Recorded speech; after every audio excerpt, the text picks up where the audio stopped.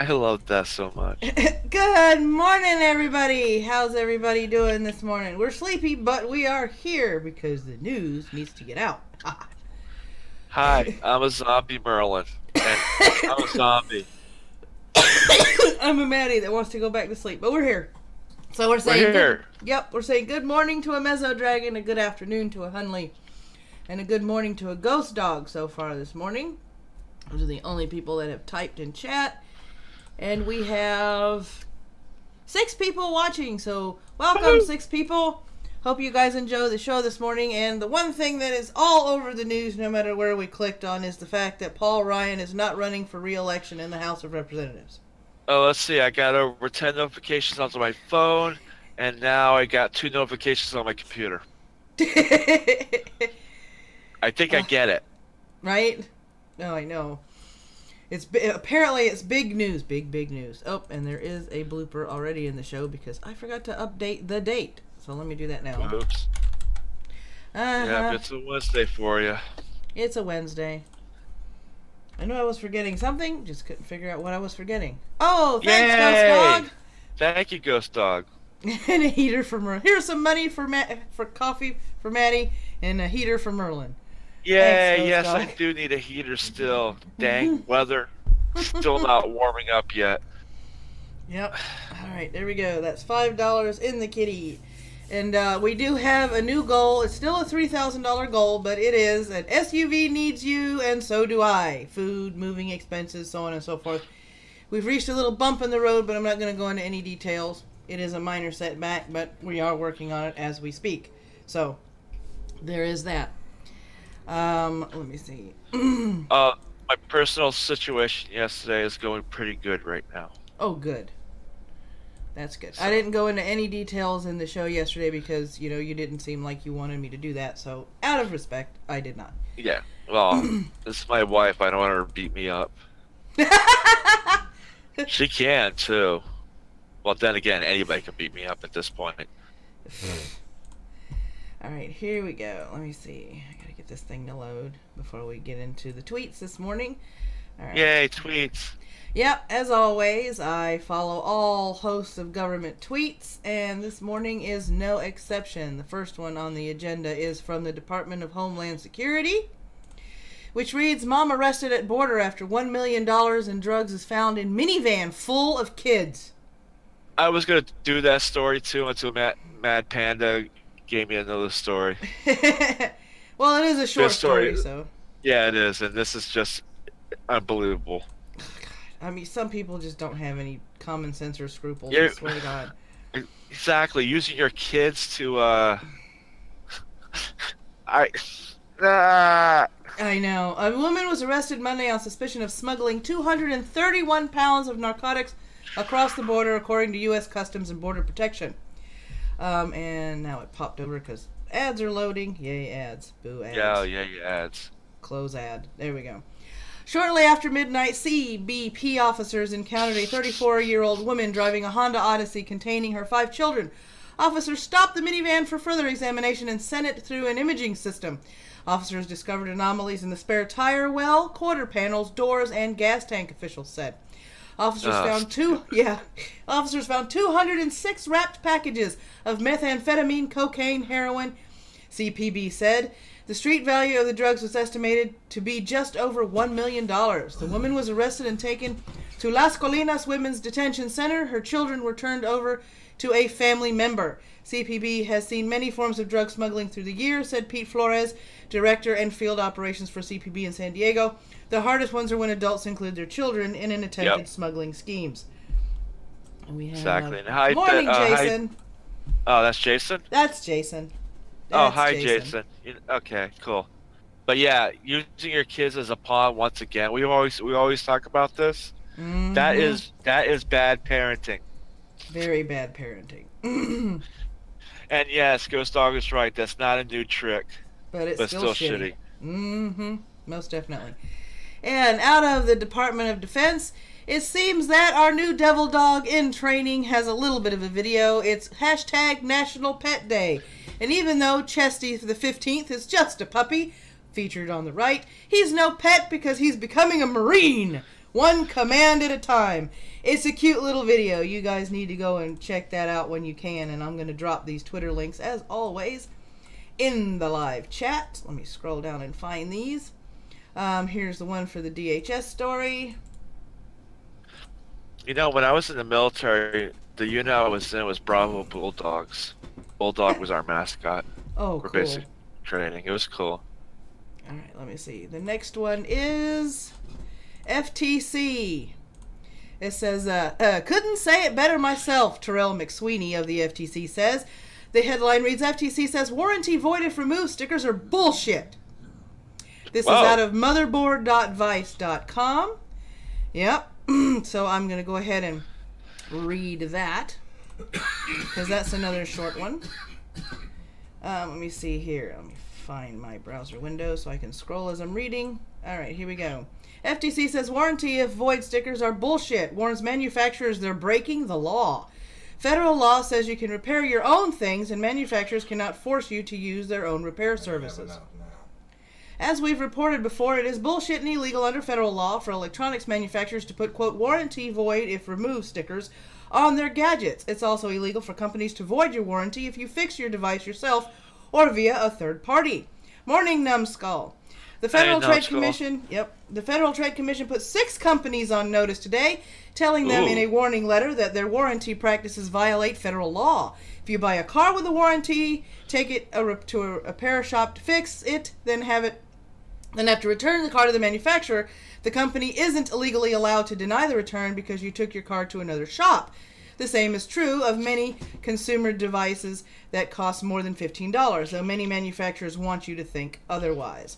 Companies such as Sony and Microsoft pepper the edges of their game consoles with warning labels telling customers that breaking the seal voids the warranty. That's illegal, thanks to the 1975 Magnuson-Moss Warranty Act. No manufacturer is allowed to put repair restrictions on a device it offers a warranty on. Dozens of companies do it anyway, and the FTC has put them on notice. Apple, meanwhile, routinely tells customers not to use third-party repair companies, and aftermarket parts regularly break iPhones due to software updates. The letters warn that FTC staff has concerns about the company's statements that consumers must use specified parts or service providers to keep their warranties intact. The FTC wrote in a press release, unless warrantors provide the parts or services for free or receive a waiver from the FTC, such statements generally are prohibited by Magnuson-Moss Warranty Act, a law that governs consumer product warranties. Similarly, such statements may be deceptive under the FTC Act. Morning, Penina. The FTC hasn't said which 6 companies it sent letters to, just that they market and sell automobile, cellular devices, and video gaming systems in the U.S. When we originally wrote about the Magnuson-Moss Warranty Act, which prohibits the tying of a consumer good to a certain type of replacement part, several people suggested that it may be consumer electronics companies weren't covered under the law. With today's actions, the FTC has made clear that all consumer electronics that cost more than $15 are covered. Provisions that tie warranty coverage to the use of particular products or services harm both consumers who pay more for them, as well as the small businesses who offer competing products and services.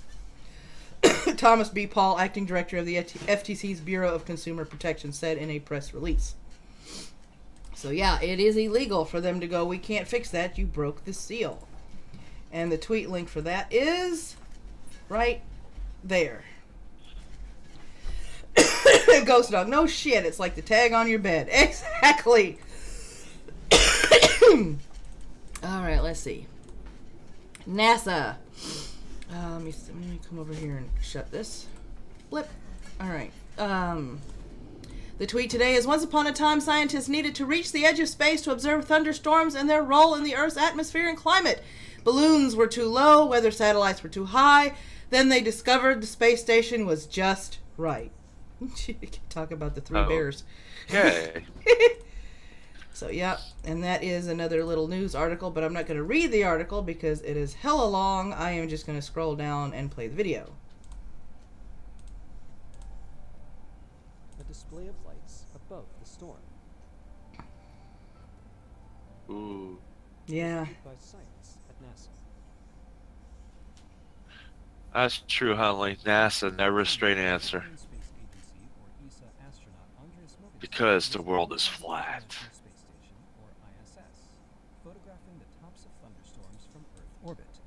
and he saw I would say interesting that looks pretty cool though. Blue jets.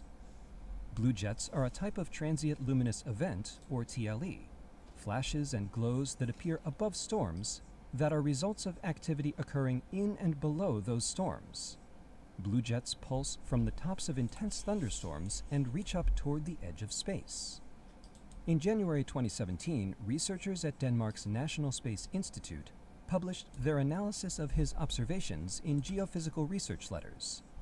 Mogensen was able to capture clear video as the station flew over the Bay of Bengal. Those are some really cool pictures. And they were amazed at what that video showed.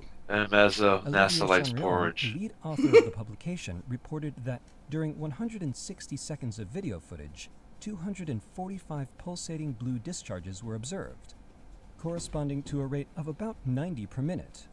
One of the blue jets observed reached 25 miles or 40 kilometers above sea level. Visual evidence of TLEs wasn't available until 1989. Early evidence included red sprites photographed by cameras on board the space shuttle and photographs taken during a NASA and University of Alaska airborne campaign.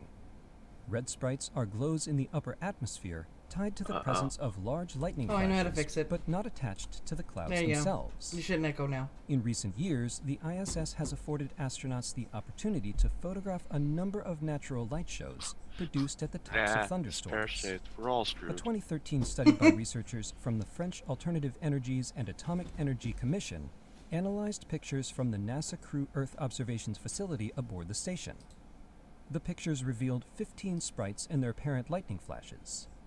In August 2015, the Expedition 44 crew on board the station photographed red sprites over 2 different storms within 3 minutes of one another. First over the American Midwest, and then near the coast of El Salvador.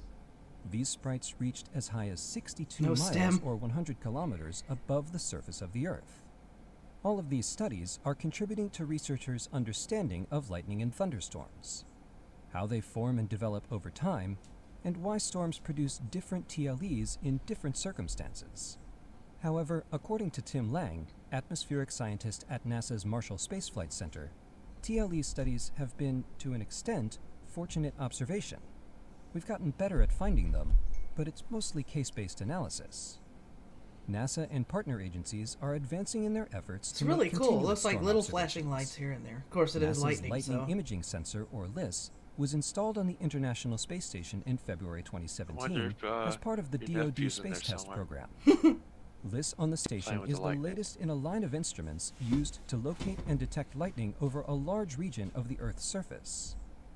The Atmosphere Space Interactions Monitor, or ASIM, will be installed outside the Columbus Laboratory on the ISS later this year. Torsten Newbert, ASIM principal investigator, says, the instruments will monitor thunderstorms and their effects on Earth's atmosphere, gathering information about blue jets and other TLEs, as well as flashes of X and gamma rays. LISS and ASIM will be providing data that gives researchers the opportunity to analyze storms from both below and above. All of these studies are adding to our knowledge of how storms evolve and change, helping improve storm models that could lead to better predictions and forecasts. For more science from above the clouds, visit www.nasa.gov/station. And there's that one. I figured I'd play that little video for you guys because those TLEs are beautiful. I mean, holy smokes. It's like catching, literally, I think one of the hardest, if you ask any photographer out there, the hardest thing to catch is lightning. Yeah, because it happens so fast. But it is so cool. And for our beautiful picture of the day, here's another gorgeous pic of the cherry blossoms from the National Mall Park in D.C. Sunrise photo on April 8th by Brent Brooks. Cherry blossoms in D.C. It seems like it's spring or something. Yeah, it's supposed to be. It doesn't feel like it, but it's supposed to be. Oh my gosh. I have to make more profit. Yes, you have to make more coffee. More coffee.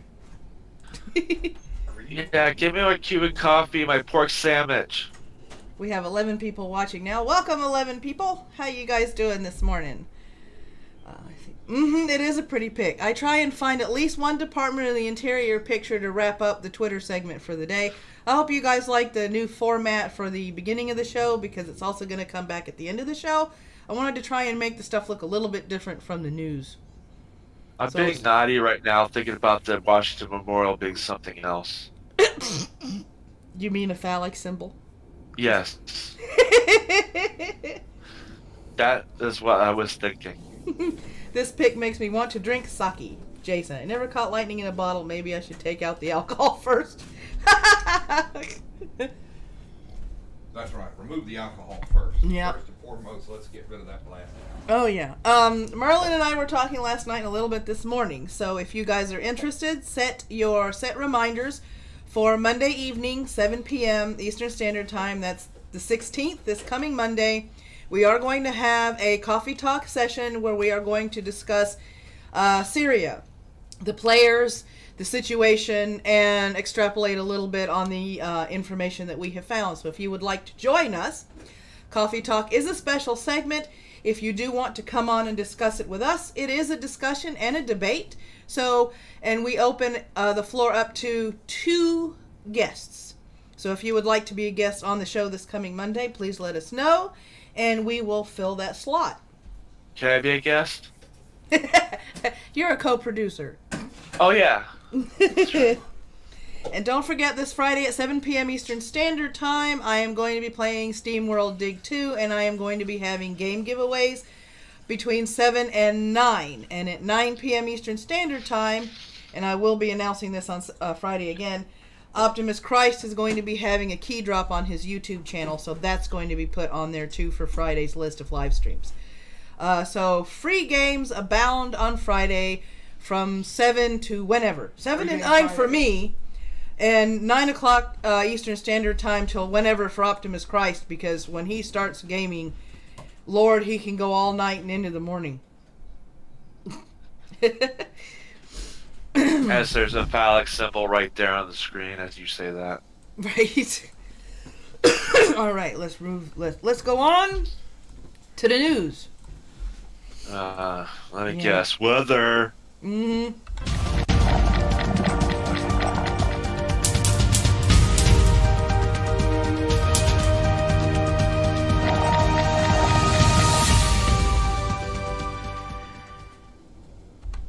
Praise Doug. And it is the weather we're stuck with, not necessarily the weather we want. Out of the National Weather Service, and this forecast is good for April up to April 13th, which is this Friday. Major storm system to bring new heavy snowfall across parts of the northern Rockies and into the northern high plains by Friday. Temperatures well above normal expected to spread from the southwest and southern plains today into the Ohio Valley by Thursday. Critical to extreme fire weather conditions possible across parts of southwest and into the southern high plains. Precipitation should develop this morning to the north of a surface low as it progresses eastward from the northern high plains to the Great Lakes region by Thursday. Light accumulating snowfall will be possible across far northern parts of the northern plains, the upper Mississippi Valley, and upper Great Lakes. Moderate to locally heavy rainfall and embedded thunderstorms will be possible Thursday into Friday across parts of the upper Midwest and eventually into the Northeast. Yeah, I know, right? Better let's get. I think I'll do 3 giveaways tonight. Oh, cool. All right, because you are on the live stream list. All right. Oop, I do have to adjust that. Holy crap, the chat is like off center. Oh, I know why it's off center. Okay, here we go. But at least the sun is out, but it's still freaking cold. Right. Spring, hello. Spring day now. Right. Oh my gosh, I swear to God. It's supposed to be spring already. There we go. The bigger weather story. Yeah, the bigger weather story will be a strong upper level system making its way inland across the northwest U.S. by late Wednesday. This will drive a cold front across the western U.S., eventually spinning up a deep cyclone across the central plains by early Friday. Widespread precipitation will accompany this system and is expected to initially bring heavy snowfall to the Cascade and Sierra Nevada mountain ranges on Wednesday. However, by Thursday, heavy accumulating snowfall will spread into the northern Rockies and northern high plains, where upwards of a foot or more of snow is in the forecast through Friday morning, and winter storm watches have been posted. Snowfall will spread eastward to the northern plains and northern Mississippi Valley by Friday morning, as well, with organized moderate to locally heavy rainfall to the south. Behind the cold front, temperatures should be well below normal, which will bring down snow levels across the entire Intermountain West, bringing snow showers to even parts of the lower elevations as well. Ahead of this system, temperatures across the central and southern plains will be very warm, with afternoon highs expected to be as much as 10 to 20 degrees above normal from the southwest into the southern and central plains on Wednesday, spreading into the Ohio Valley by Thursday. Within this warm air mass, a dry line should set up across the plains states with very low relative humidity values and gusty winds expected behind the boundary across the southwest into the high plains. Combined with possibly record-breaking warmth, this will lead to dangerous fire weather conditions. Storm Prediction Center has highlighted much of this region as a critical to extreme in their outlook for Thursday, and widespread red flag warnings are in effect. Jason, as long as it's organized rainfall, right? The season needs to spring into action. I completely agree, because I am tired of being cold and having to use my space heater. Jesus, come on. Spring is late. The cold is so wreaking havoc on my body. It needs to go away. It can make its mind up. Here's, well, winter. Yeah, no kidding.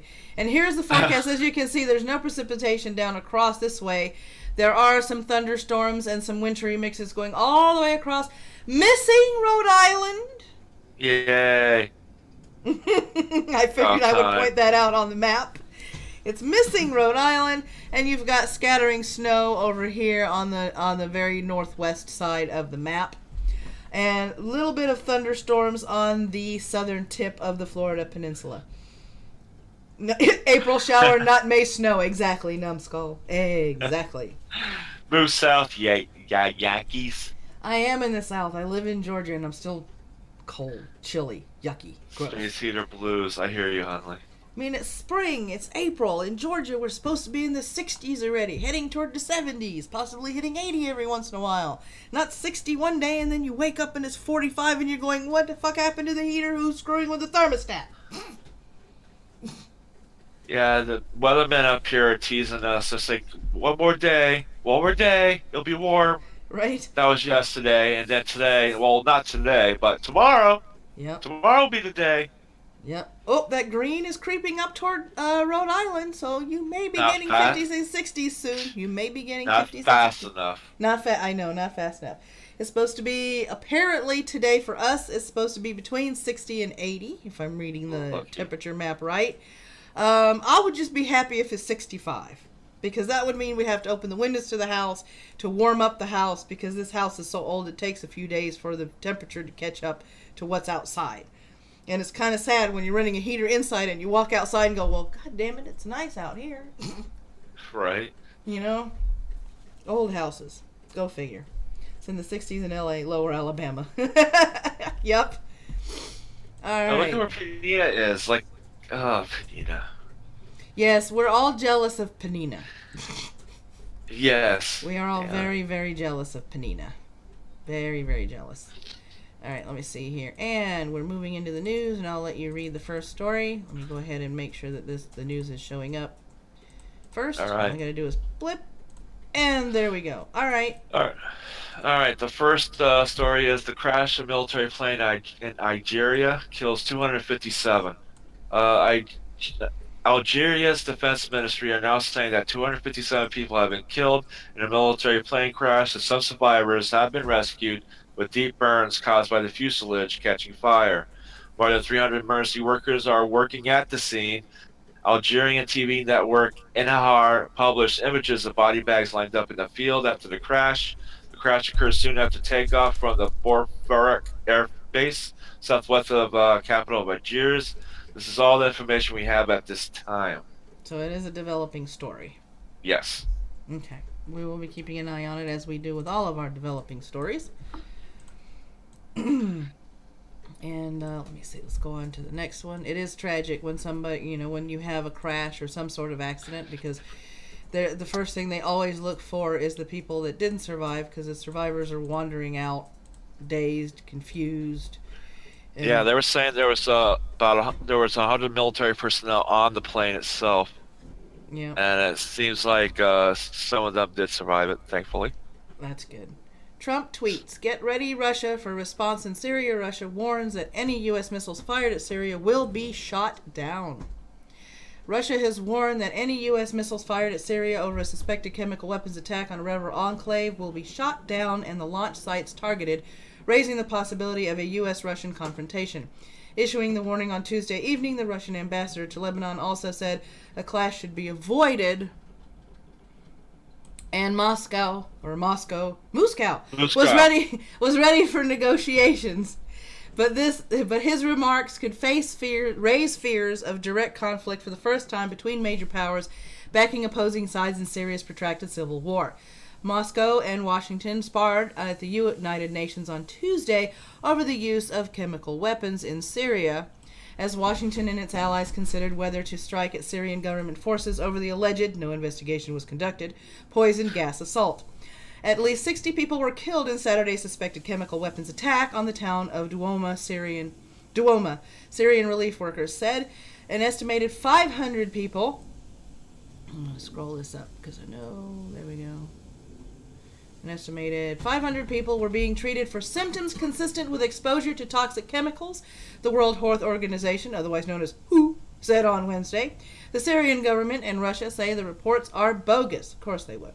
The Kremlin said on Wednesday it hoped all sides involved in Syria would avoid doing anything that could destabilize an already fragile situation in the Middle East, and made it clear it strongly opposed any U.S. strikes on its ally. After the attack, the rebel group holed up in Duoma, Jaish al-Islam finally agreed to withdraw from the town. That sealed a big victory for President Bashar al-Assad. His troops already secured victory and was moving into Duoma. Question is, why would Assad use chemical weapons after a supposed victory? Good question. Who has now crushed the rebellion in the eastern Ghouta region near Damascus. On the diplomatic front, Moscow and Washington stymied attempts by each other in the UN Security Council on Tuesday to set up international investigations into chemical weapons attacks in Syria. Of course they would. Of course they would.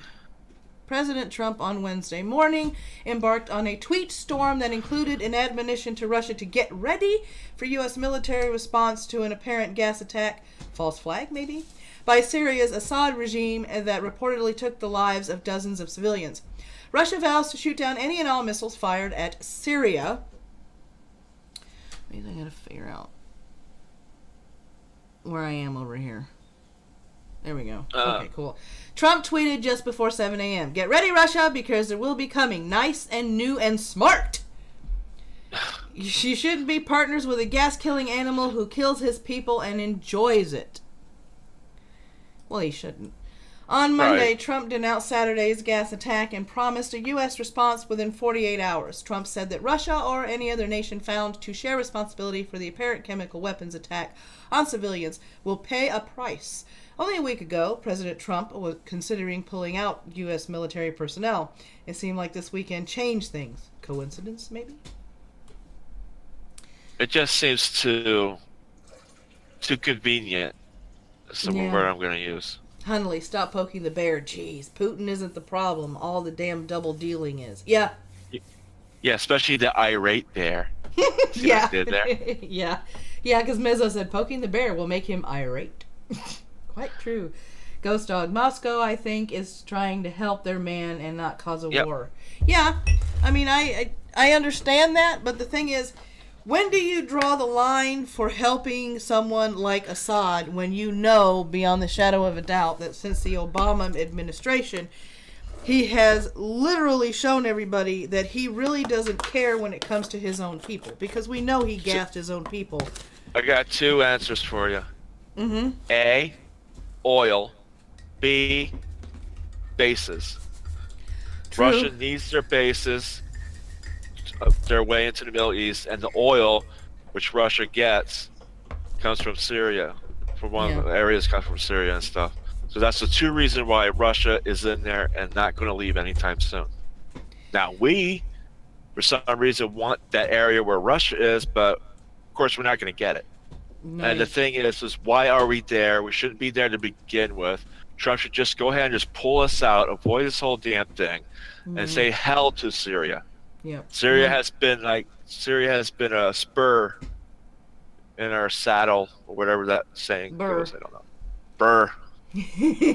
Burr. Yeah. Numbskull puts it right. We don't need to be a part of it. Let them kill themselves. They are not Americans. We shouldn't be there on either side. I agree. That's why I asked the question. Maybe this is a false flag, because Assad had the victory. He was sending his troops in. He was rounding up the rebels. It was assured.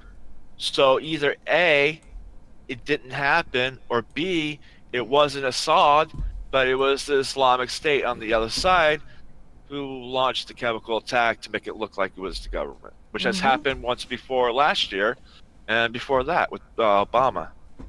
Exactly. So we're being drawn into something that another Afghanistan, but worse. So, and right as HUNLIE goes, the smugly foot Trump. Russia isn't North Korea. I hate to say it, but the U.S. has had dealing with everyone from Bin Laden to Hussein. You're right. We have no reason to be there. And Ghost Dog, I think when they can replace him with a new moose cow. Yeah, they do. Syria has oil. They need Syria for a pipeline to Europe. Yep, most definitely. And Iran's been helping Russia in that endeavor as well. So that's why Iran's kind of involved. But Monday I will put it all out there, and we'll take it from there. Yep. Big old discussion on Monday. All right, next story. Your turn. All right. 5 major takeaways from Mark Zuckerberg testimony before U.S. senators on Tuesday. There was 5 things that stood out, apparently. 1, the lengthy apology. Can I just call him Zucker? Yeah. From Zuck. Or Zuck. I'll go with Zuck. Suck. Yeah. Here we go. I'll call him Suck. A lengthy apology. Suck publicly and unabashedly took the blame for the scandal right from the get-go, saying in his opening statement that his company has to do better when it comes to protecting users' privacy. Suck did grow a bit defensive, however. I think it's pretty much impossible, I believe, to start a company in your dorm room and then grow it to be on the scale that we're at now without making some mistakes.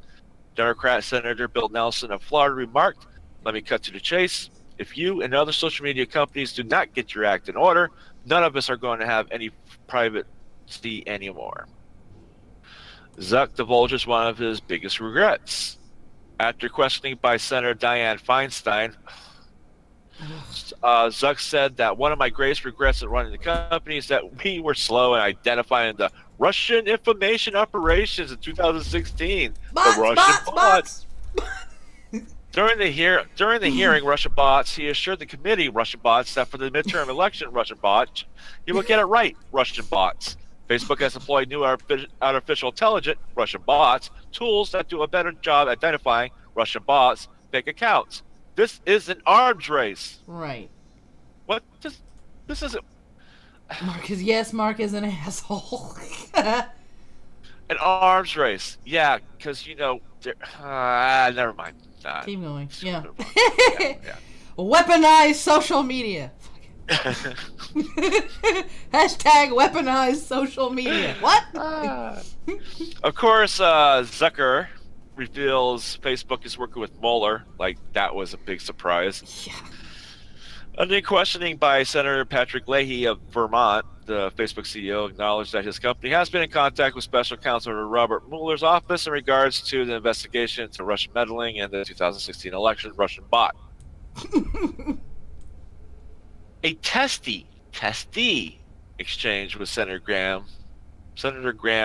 Whoa, I screwed that one up. Whew. I did have coffee when I wrote this part. All right, a testy exchange with Senator Graham. Senator Lindsey Graham, a South Carolina Republican, tried to get Zuckerberg to admit that Facebook has a monopoly on the social media market. Zucker, however, did not bite during the exchange. After a bit of back and forth, Graham interrupted, asking point blank, "You don't think you have a monopoly?"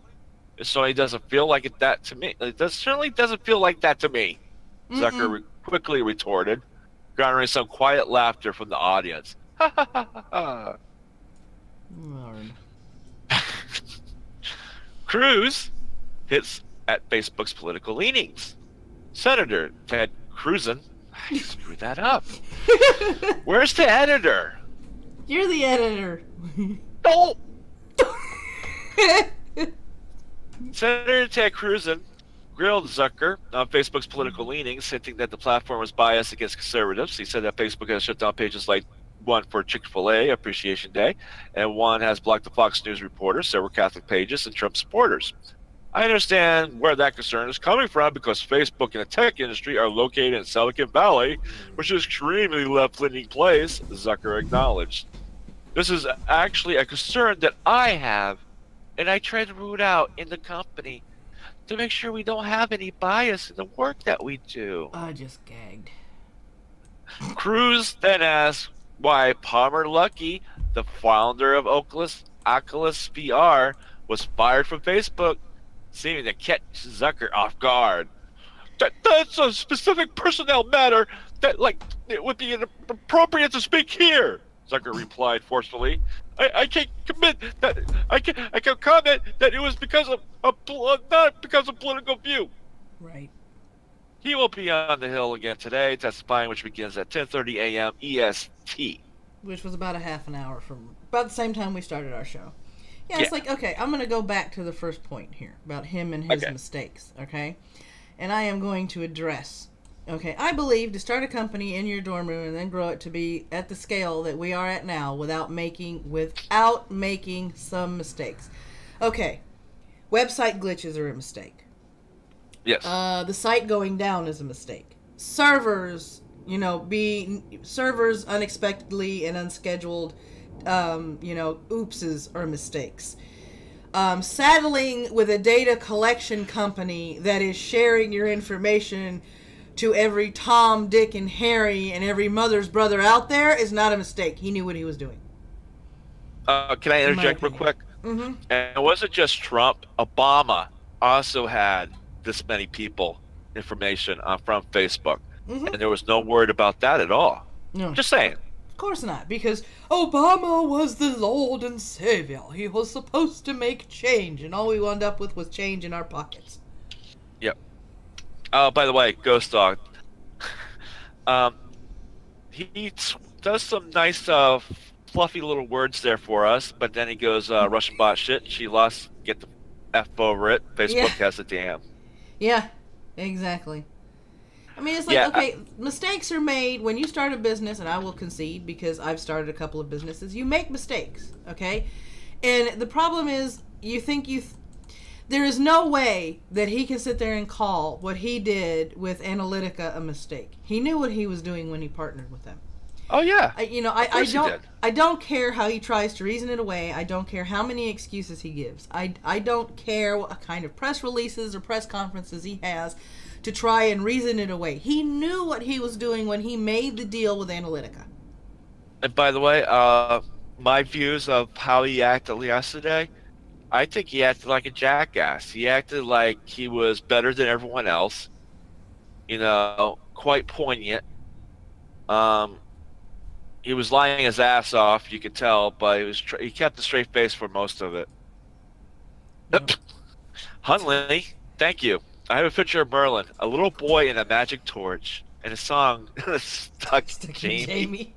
Numbskull. Facebook collects info from users about other users, and that was overlooked. When you tag someone in a picture, you are identifying someone who may not be on Facebook. I will say that everyone else loved how he handled things yesterday. I didn't like it. I'm going to have to go back and watch it. It wasn't genuine. To me, it wasn't genuine. It was him just putting on an act. He always struck me as a very smug individual.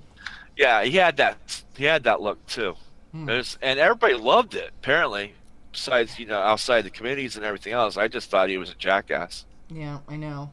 Nearly 80 dead from bootleg alcohol tainted with insect repellent, cough medicine. Nearly 80 people in Indonesia are dead and 90 others have been hospitalized this month after drinking toxic bootleg liquor containing ingredients such as cough medicine and insect repellent. Authorities said Tuesday that 45 people have died in 3 locations in the province of West Java. While another 31 people died earlier this month in the capital of Jakarta and satellite cities. The head of the state-run hospital in, I got all the funky names, Cicalengka, Yanni Sumpena, said doctors were overwhelmed with the influx of patients suffering from alcohol poisoning. Since April 6th, there are 93 patients in our hospital, while our capacity is very limited. Only 19 beds, so the rest were referred to surrounding hospitals. While drinking alcohol is discouraged, it is not illegal. Indonesia banned the sale of alcohol from tens of thousands of mini-marts and other small stores in 2015. However, high taxes on alcohol have spawned a black market for booze among the poor in the world's most populous Muslim nation. 7 people suspected of mixing or selling the bootleg liquor have been arrested, while another person remains at large. In the Jakarta area, police have arrested at least 4 suspects. By the way, Java is not what we think it is. It's a crap hole. Mm-hmm. I thought... Moose Cow Moonshine. Yeah, we got a lot of ones here upside. We're going to skip past little boy and his magic torch. Brooks Dog. He wanted money and to play God, know all. Yep. Numbskull, he played awfully dumb for a smart person. I agree. Moose Cow! Moonshine! Now, as much as I hate to defend smug people, sometimes the smartest people know when to play dumb. He did it with these guys, with these politicians. Mm-hmm. My grandfather always said, if you want to know all kinds of stuff, play stupid, because people say all kinds of stuff around somebody they don't think is paying attention or is acting stupid. Now, the title of this next story looks like, okay, sounds like 20,000 are going to lose coverage. It sounds like they're getting screwed over, right? Mm-hmm. But that's why there is, a story behind the headline. Right. Mississippi's Medicaid work requirement would cause 20,000 to lose coverage. An estimated 20,000 poor parents in Mississippi will lose health coverage over 5 years under a state proposal to require Medicaid recipients to work for their benefits. Shock face. Researchers at Georgetown University reported Tuesday childless adults aren't eligible for coverage under Medicaid in Mississippi, where children, seniors, low-income parent, and the blind and disabled make up the bulk of the program recipients. Mississippi has asked the Trump administration for permission to require at least 20 hours per week. I'm shocked. Wow, I'm just speechless. How dare they require people to work for benefits? Oh my God. Either 20 hours per week or approved work activities in order to retain coverage under Medicaid, the state federal health plan for low-income and disabled Americans. Mississippi's income cutoff to qualify for Medicaid coverage is one of the nation's lowest, at 27% of the federal poverty level, about $5,610 annually for a family of 3. Before said, but those who work 20 hours a week at minimum wage, or $7,540 a year, would not be eligible for Medicaid, leaving them the so-called coverage gap, where they earn too much for public assistance and not enough to afford private coverage. Yeah, but they're saying this is for a family of 3. So, yeah, we're talking about Mississippi that's poor, and you're lucky to get 20 hours, I think, down there if you're lucky. Mm-hmm. So, sorry, I don't fall for that argument. 22% of poor people are on the work for Medicaid system. Other supporters say the work requirement would foster an improved work ethic, cut government dependency, and weed out people who don't really need the assistance. Amen.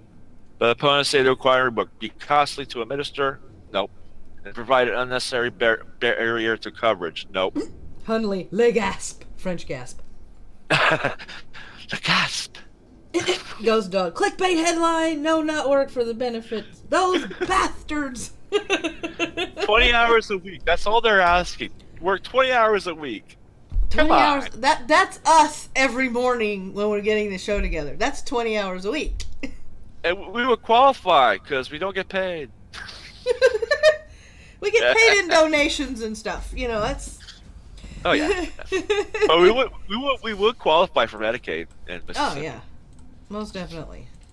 But yeah, it's I just love that the headline, and I was like, oh wow, this looks like it might be major. And then I read it, and I'm like, oh. Well, what always gets me is I have been on Medicaid, I've been on food stamps, and I've even received AFDC. Back in the day, it was called AFDC. I hated being on government programs. Absolutely hated being on government programs. I couldn't wait to earn enough money to get off the government programs. You had pride. Mm-hmm. I mean, I look at people that are riding the system, and I'm just shaking my head like, how in the hell are you happy with what you're doing? It's just and just to say, and they're fighting against this. I'm sorry, but you're getting free handouts. Mm-hmm. That's not free because the taxpayer is paying for your ass. Mm-hmm. So 20 hours a week is a great benefit for you to get off your butt, stop being lazy, and actually do what you're supposed to do. Yep. And yes, I when I became disabled and I got my disability, I actually had a person say I was lucky. Wow. I almost clubbed them like a baby seal. I would have too. I mean, I've known you for a little bit now, and I know you're the kind of person that doesn't like being, still. Oh, this is torturous. This is torturous. Yeah. I mean, it's just for people that are, anybody that looks at a disabled person and goes, oh my God, you're lucky. It's like, no, they're not. It means no matter how much they want to get out there and do shit, they can't. How is that lucky? Right.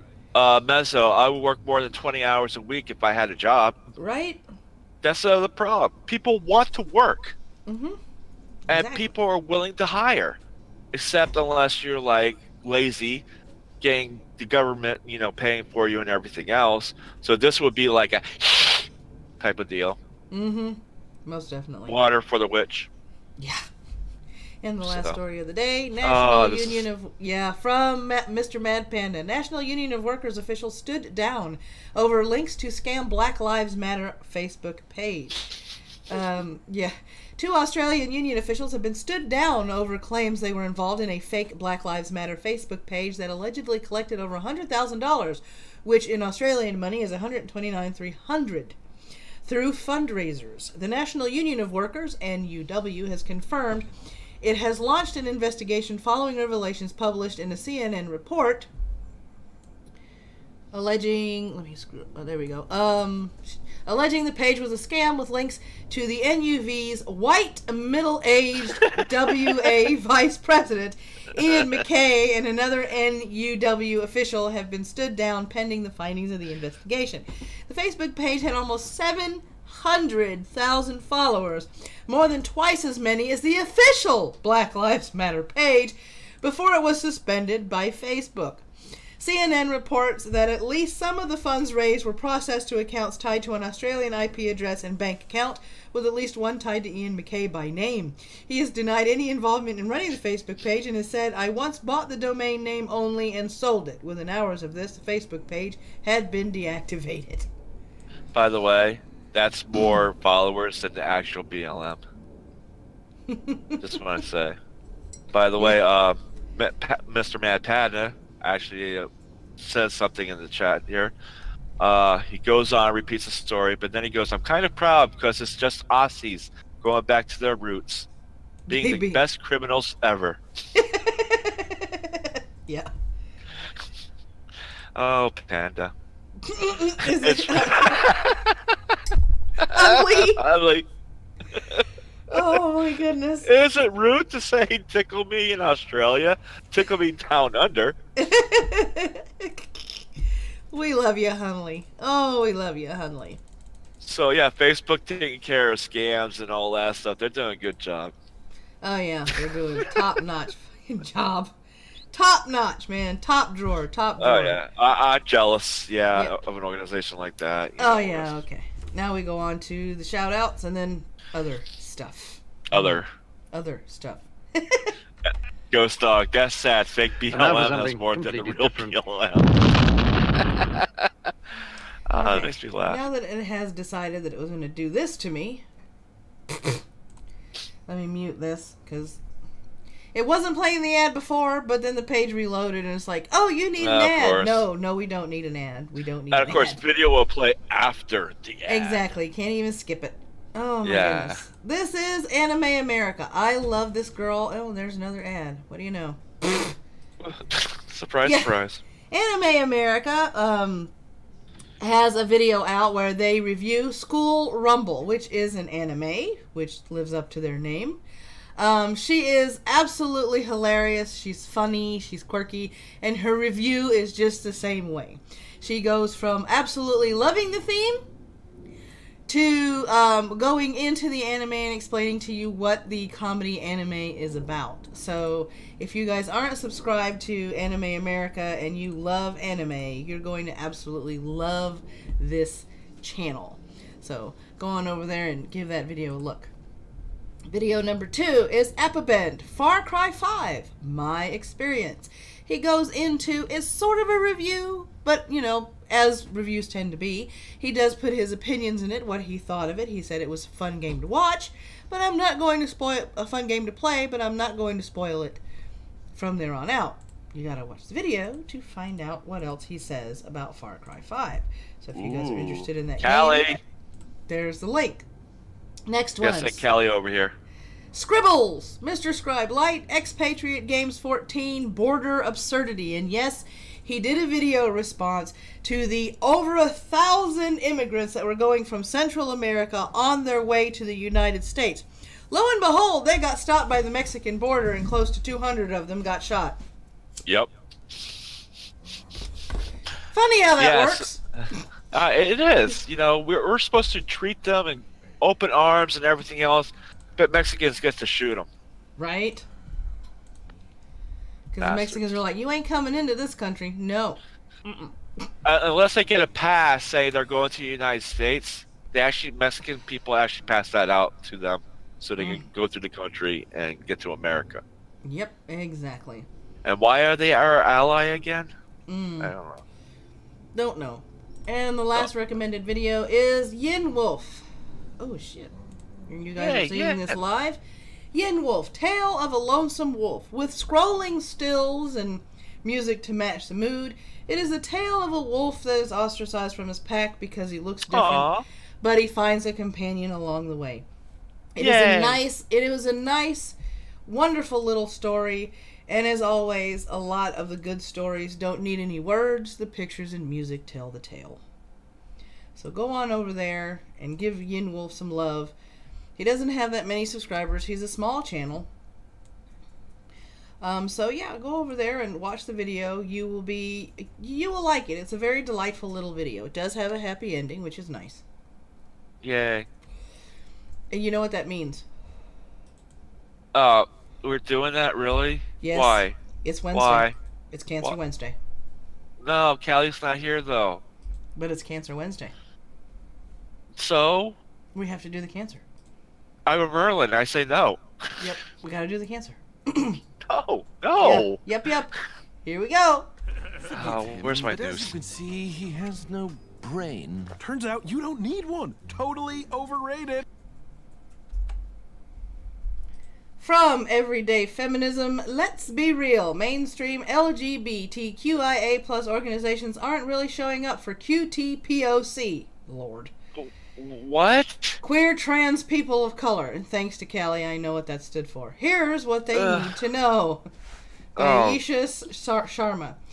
Comments like these, it's 2018 and you're still homophobic. Comments like these create the illusion that queer and trans people are good in 2018. We can get married to the people of the same sex, so we're happier than ever. And why wouldn't we be? We're finally just like cisgender straight people. Love is love. Love trumps hate. I'm sorry, but give it a rest, y'all. The idea there's some linear path of progress in the LGBTQA plus community can sound really nice, but the mainstream LGBTQIA plus movement has actually invisibilized the concurrent struggles of the most vulnerable LGBTQIA plus folks, while it's popularized in this pleasant narrative. Not all of us queers have not all been holding hands during a long climb to the top of the mountain of justice. It's been more like this. Black and indigenous trans POC, by POC, led the climb up that mountain, warding off the mountain lions in shit. Or shite. Then the white cis gays paid the mountain lions so they would chill and the white cis gays could get married. And then the POC were left dealing with the same nonsense. I'm going to kill my brain cell. I'm killing my brain cell. Word soup doesn't help their movement. No, it doesn't. Word soup does not help their movement, Ghost Dog. Except after that, things were almost worse because people didn't think the mountain lions were a threat anymore. But the mountain lions have been there, and so have the strong winds. Oh, there's my knife. The solitude and the possibilities of starvation. The point Damn, is, it's not sharp enough. Not everyone in the LGBTQIA+ community was able to manifest their goals in that climb. Just look at where we are now. Where's my AK? It's March of 2018. AR. And the same-sex marriage is legal, but around 40% of homeless youth are LGBT. Intersex people jump in traffic. Are still being medicalized, stigmatized, and erased. The transgender people are being murdered at a steadily increasing rate, with the count at 28 reported deaths in 2017. Die. 2017. Die. The majority of these homicide victims being women of color. Already in 2018, 6 trans women have been murdered, and 4 of those women were of color. I'm just going to stab this pen right into my brain. That should do it. It's frustrating to hear people talk about 2018 as the pinnacle of gay rights, because that's exactly what they mean. White, cis-gay rights. Prioritizing cis-gay rights in conversation erases the agency and importance of the daily struggles faced by the most marginalized LGBTQIA+ neighbor, people. Do you have a gun? Can you shoot me, please? Cis-gay rights? Yes. Can you run me over? I'll pay you. Yeah, I'll pay you. Pardon me, I'm going Run to me the over. bathroom and slam my balls in the floor. All right, I'm done. Are you sure? Yes. All right, never mind. I'm okay. Have a nice day. HUNLIE, Merlin needs some shoe fly, moonshine, Ghost Dog. Lions are humans now? What the fuck? Okay, we get it. You don't like this article. God, someone kill it now. Kill it with fire. Damn. This is the problem. See, and this is what you see here. Once any movement goes intersectional, they start fighting amongst each other. Yeah, because lions are humans now. And, well, I mean, taking the lions and stuff out of the equation, okay? It's not just gay people. Now they're separating the white gay people from the, people of color that happen to be gay. And the more they sectionalize the movement, the more they're going to start eating themselves. And I would absolutely love for this movement to disintegrate. 5 minutes ago wouldn't be fast enough. Well, that's what feminism is doing. You got white feminism, black feminism, pink feminism, yellow peasant feminism. Yeah, nukes, not fire. Good call, Ghost Dog. Good call. All right, and now for the Humble Bundle, and then we're going to go into the shout-out for the day. Scrolling all the way to the top. I know, right? Strategy Games Bundle. 7 games at a $224 value, and yes, we are a Humble partner. So if you scroll down to the bottom of this video, you will see a link that you can click on to get your monthly subscription for $12 and have savings out the wazoo from Humble Bundle every month when they send you an email to unlock games. So we're going to go in here. We're going to see what sort of strategy games they have. If you pay, let me see, $1 unlocks Dungeons of the Endless, Endless Space Collection, Planetary Annihilation Titans, Company of Heroes 2, Whale and Dolphin Conversation Charity Pattern Pack. Pay more than the average of $6.94 to also unlock Empire Total War Collection, Endless Legend Classic Edition, Endless Legend Tempest DLC, and 66% off Total War Warhammer. Pay $12 and you also unlock Endless Space 2 Standard Edition and Tooth and Nail. And if you want the link to that, I'm putting it right there. Very cool. And the time limit for this is, it's fairly new, 13 days to capitalize on that particular Humble Bundle. Next Humble Bundle as we go down. We did the game studies yesterday by Mitt Press. Tales from the Worlds of Warhammer. There's only 2.5 hours left for 33 books surrounding the Warhammer mythos and the You know, and all the backstories. So for $1 or more, you get Path of the Warrior, Nightbringer, Gates of Azir, Bane Blade, Hellion Rain, Pantheon, Troll Slayer, Black Library New Series Sampler, 66% off Total War Warhammer, boy they're pushing that, 75% off Battlefleet Gothic Armada. $8 or more also gets you Salamander, War Storm, Ravenwing, Priests of Mars, Astra Militarum, Scions of Elysia, Road of Blades, Argent, 70% off, Warhammer 40k Dawn of War, 10% off Inquisitor Martyr, 60% off Space Hulk Deathwing. That's something for Omegon. Yep. $15 or more also unlocks The Return of Nagash, Reboot Guilliman, Lord of Ultramar, I Am Slaughter, Ragnar Blackmane, Cal Jericho, Bear Eater, The Painted Count, The Prisoner of the Black Sun, 50% off Warhammer 40k Sanctus Reach, 40% off Warhammer 40k Space Wolves, Warhammer and the exclusive content, Warhammer Vermintide 2 exclusive wallpapers. Any of these also is supporting St. Jude's Research Hospital. So not all the money, if any of it, goes to Humble Bundle. It tends to go to whatever charity they pick for that particular month. So when you buy these bundles, you're actually helping charity. Which is why I became which is why I became a partner, because you got to give props to people.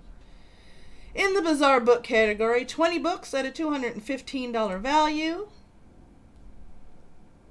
And we've got 7 days left for it. $1 or more gives you K is for Knife Ball. Fart Tutorial.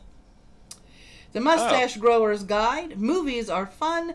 Zombies hate stuff. 99 ways to open a beer bottle. Rude hand gestures. $8 or more also unlocks Dancing with Cats. Cats are weird. Name that show. The Pirate Handbook. How to swear around the world. Shit rough drafts. Taxi driver wisdom. And $15 or more also gets you Book of Beer Awesomeness. Zombies. They should call that the man pack. Right? Chainsaw Confidential. Urawaza, Forgetful Gentleman, Ultimate Book of Trivia. And this one supports Book Industry Charitable Foundation.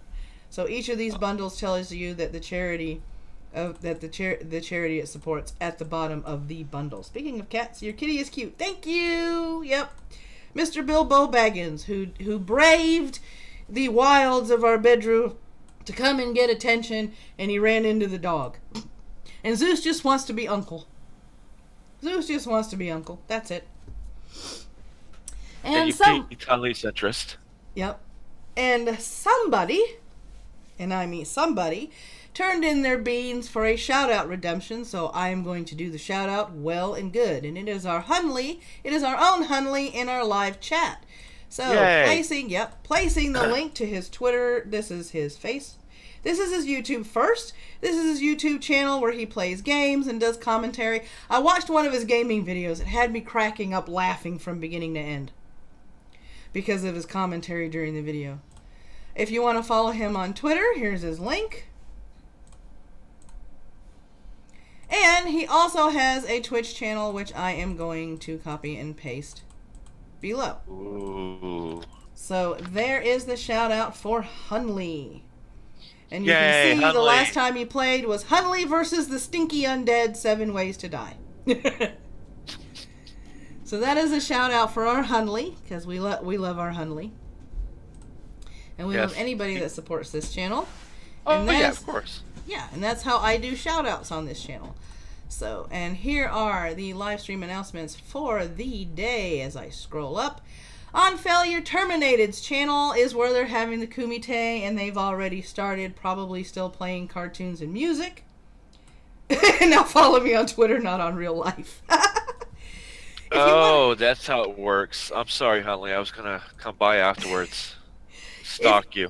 Yeah. If you like a chill stream, that's a talk show format, kind of like this one with little articles that range from the news to the cancerous. Morning, Drunken Master Warrior, and welcome to the Morning Brew. Pull up a chair and your favorite brew. We're about to wrap up the show, actually. I hope you've been listening, but thank you very much for being active in the chat. Any of you with Twitch channels can actually shill your channel by typing !chill and letting Nightbot do the rest. 2 p.m. Eastern Standard Time, Wrenilations does her talk show. Drunken Uncle is hosting the Ghost Poo Podcast at 5:30 p.m. all times Eastern. Hellcats at 8 p.m. Jason Brazeal is playing a new game, and he is simulcasting it both on YouTube and Twitch. Also at 8 o'clock, I am trying not to starve with PeninaChan and Tuzulu, otherwise known as Lou. Numbskull. I'm sorry, Numbskull says Kumite starts in 25 minutes. In 25 minutes. Okay, thank you, Numbskull. So they're starting it at noon now? All right. 9 o'clock is Lords of the Night on Ranting Monkey's channel. If you like a little bit of shitlordery, if you like a little bit of pick-on, if you like a little bit of commentary and just hanging out at night, the Cuntstream is right up your alley. And also the Minions of the Zoo at 11:30, depending on your choice of, you know, talking and just hanging out on streams. And those are the live stream announcements for the day. And HUNLIE goes, oh, and check out Beardy. Bloody hilarious. We're going to highlight him tomorrow. Beard, because I got to watch his video today and get those set up for tomorrow. There are several ways to support this channel and our burgeoning business, because I am starting to see if I can actually get some designs for our merch store that I can open up soon. But until then, you can donate by tipping the stream below by hitting the Streamlabs. You can go to our website, join our forum, free registration, to let us know the news that is important to you. We will interact with you. Let us know if you want us to fact check an article or just report on the article. And we report on all articles, US and worldwide. And we need gallon coffee mugs. So no whoopee ones. Right? You can also become a subscriber to this Twitch channel. That also helps support us, or you can buy some bits and cheer us on this channel, whether we're doing talk shows or game streaming. So there are several different ways, because I don't believe in putting all my eggs in one basket, and neither should you. I lost my eggs. I lost my eggs. You lost your eggs. Who has my eggs? Give them back. I know, right? What do bits do? Bits actually translate into monetary support for the channel. And once I reach $100, they shunt that money over to the account that I have linked to it, Mezzo. That's what bits do. When you cheer us and you buy bits, you're actually contributing money to our little burgeoning channel here and growing business. Yay. Yep. And before I close out the show, I will be over the next couple of weeks making the webpage for our expenses, how much it costs to do this show monthly. And once those expenses are met by our wonderful supporters who watch the show religiously, by the end of the month, it will be split. And yes, Merlin has agreed to 60-40. 60 my way, 40 his way. So it will be split up, and I will be completely transparent with the money that you donate to this channel and this business. So thank you for all your support, because without you guys in the live chat, we would be shouting into the void. Yeah, and it wouldn't help me, because, you know, I already talked to myself as it is, and I always lose the combo. Right? And as usual, my friends, may your coffee ever flow, may your caffeine be ever strong, and may you have a wonderfully wacky Wednesday. See you tonight or tomorrow morning. Hi, I'm a Merlin. Bye.